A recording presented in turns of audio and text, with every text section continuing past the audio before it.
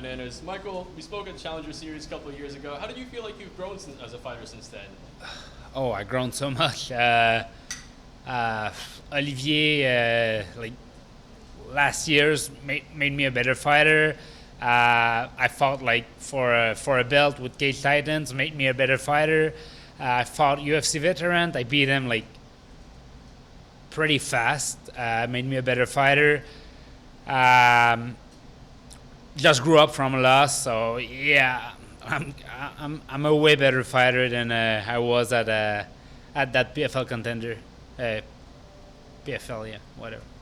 Now, last fight out, questionable loss to say the least with that one. What do you want to do differently this time to make sure there's no questions? Oh, that's the thing. I'm a finisher. I'm a fighter that likes to finish fight. I had my success was with finishes, and that ranking messes with my head. Like I was number one. I was like comfortable, I guess. So I didn't have to take that much risk. But I'm a better fighter when I have to take risk, and that's how I'm approaching that fight. With like, it's all in. Like, you win or you go home, and I'm not ready to go home yet. Right. Now, so how do you keep that mental edge when something like that happens going into the next fight?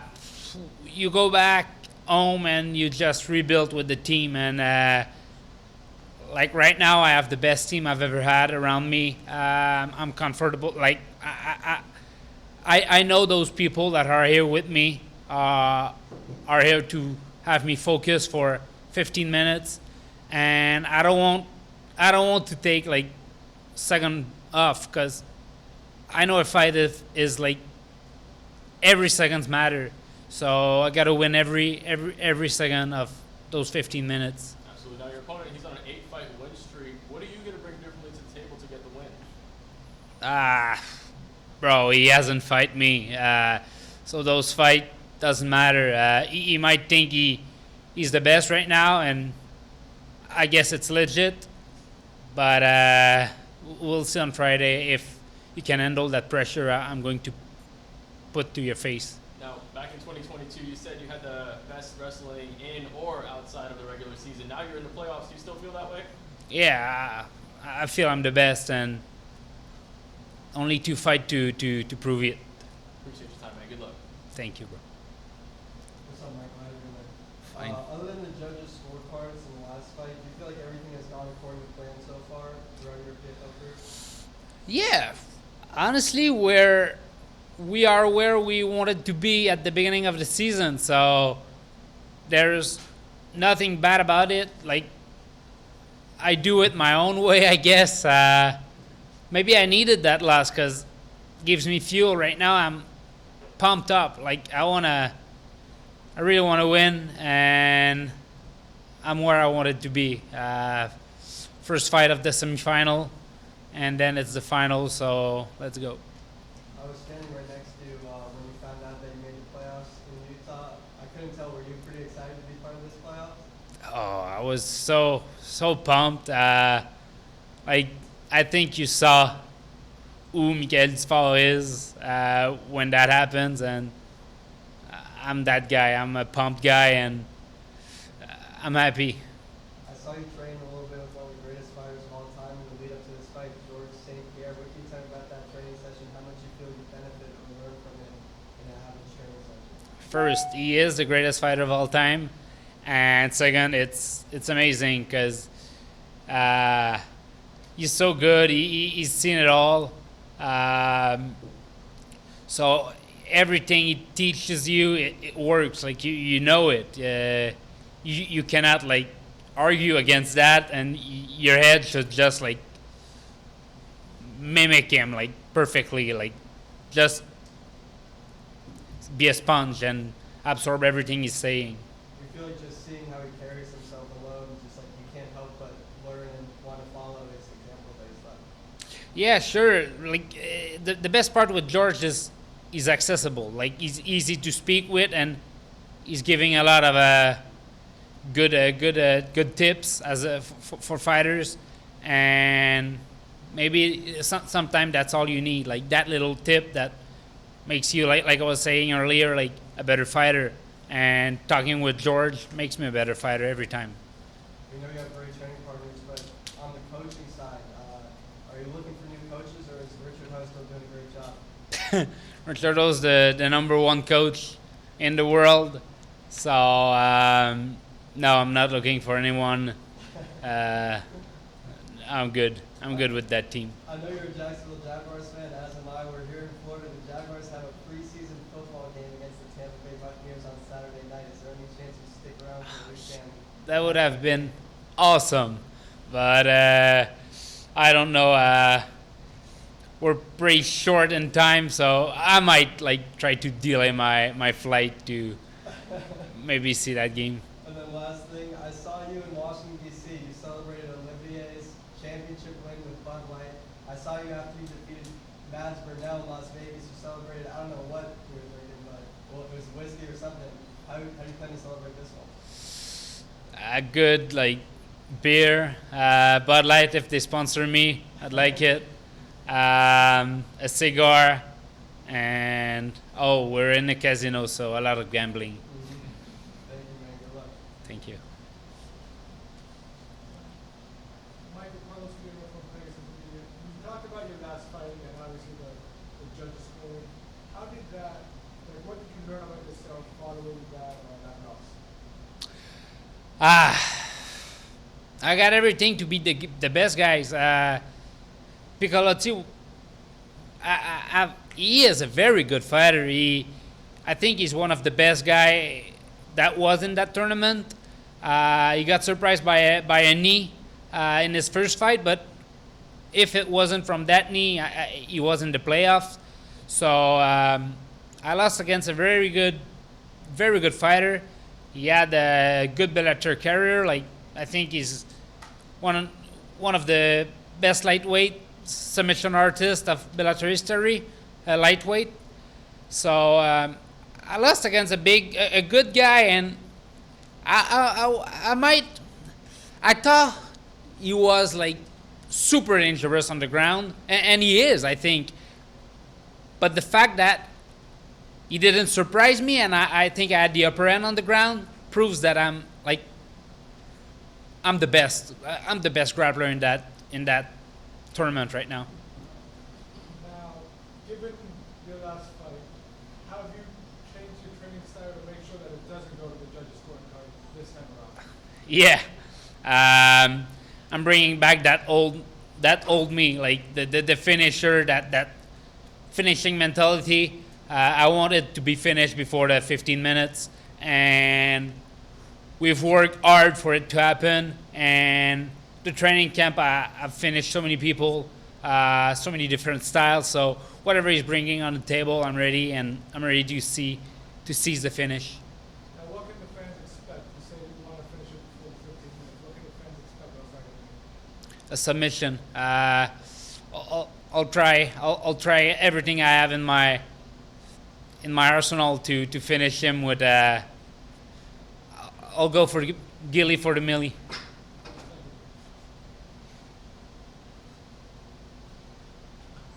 Hi, Michael. I'm Katie with MMA Hot Lips. So I have a question for you. You grew up playing sports, especially hockey, which is a very tough sport. Yeah. So you're very athletic. What inspired you to move into combat sports? I just tried it, and it's something special.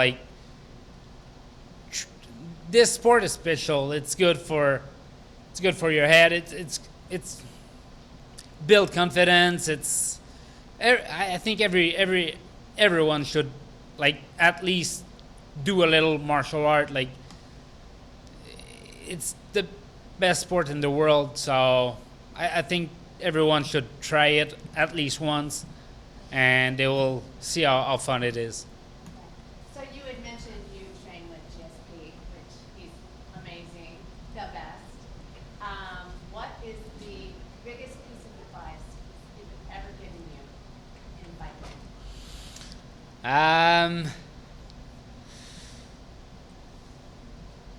I don't know. He gives a lot, and I don't want to spoil anything. But just go get that millie. I think he called me yesterday and he told me that, and I'm on a mission right now, and that's from George. Great. Well, best of luck. Thank you. All right, let's kick it over to Zoom. Mike Pendleton.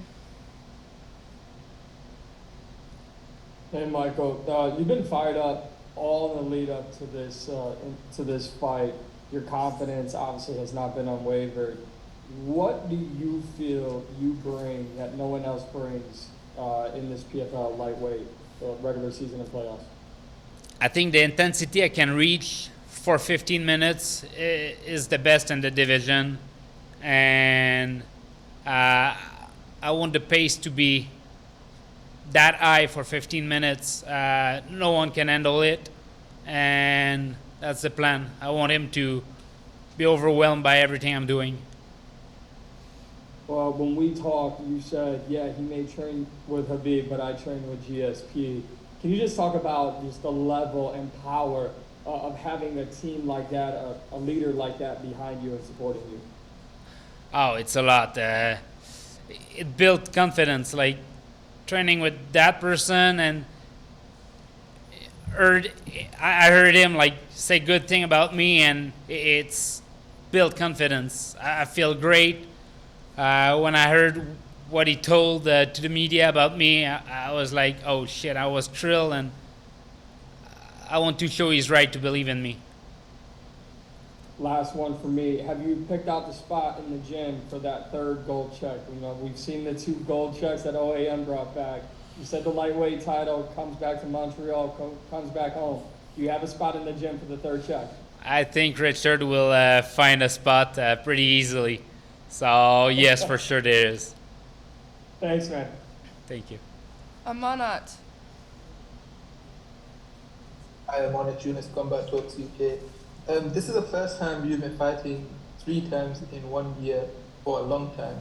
So how has the schedule been for you? And do you prefer like a shorter recovery time, or do you like fighting more often?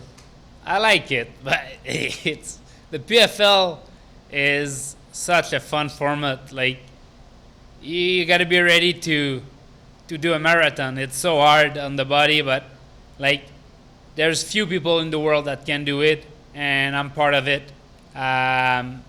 Fighting 3 times in 4 months is one of the craziest thing I've ever done. I will have ever done, and that's fun. That's very cool, and like you always have the certainty with the PFL that you're fighting soon, so it's good for a fighter. You started your career a bit differently to the people who made it at this level. You started off with 2 losses. How did you get through that, and what motivated you to continue after them 2 losses to start your career? After the 2 losses, I had that mentality that I'm repeating, like that mentality that is kill or be killed. And I was always, every fight I approached was with that mentality of, if I don't go through this one, it might be over. If I don't go through this one, it might be over. And I had a pretty good run, and that's how I bounced back after losses. Like you can look at my record. Every losses he follows back with wins. So I'm going to go with a streak of 2 win minimum. We also you mentioned GSP and Habib. Them 2 were supposed to maybe have had a fight in the future back in the day. Who did you think would win that fight between GSP and Habib, 2 legends of the sport? I'll support my Canadian fellow. I'd say George would win. George is honestly incredible. He is an incredible athlete. He's still one of the best welterweight in the world, I think. He could still come back, like fight and win championships. I'm pretty confident about it. Thank you. Good luck, everybody. Appreciate it. All right, last question, Anik. Michael, I gotta ask you, right? When Canada won the 4x100 relay with Andre DeGrasse, what was your reaction? I was pretty happy. I look at that videos of months ago when fuck the guy that won the 100-meter gold, when he was asked about that rivalry, and he was like, who? Yeah, it was fun. I was happy. Yeah, Noah Lyles said that, and then Canada clapped back Fact. with victory. So congratulations, man. Wish you the best of luck on Friday. Thank you, appreciate it. All right, thank you so much for your time today. Yep. All right, guys, I'm gonna go get Clay. Thanks, bro. That's fucking dope. Thank you, guys.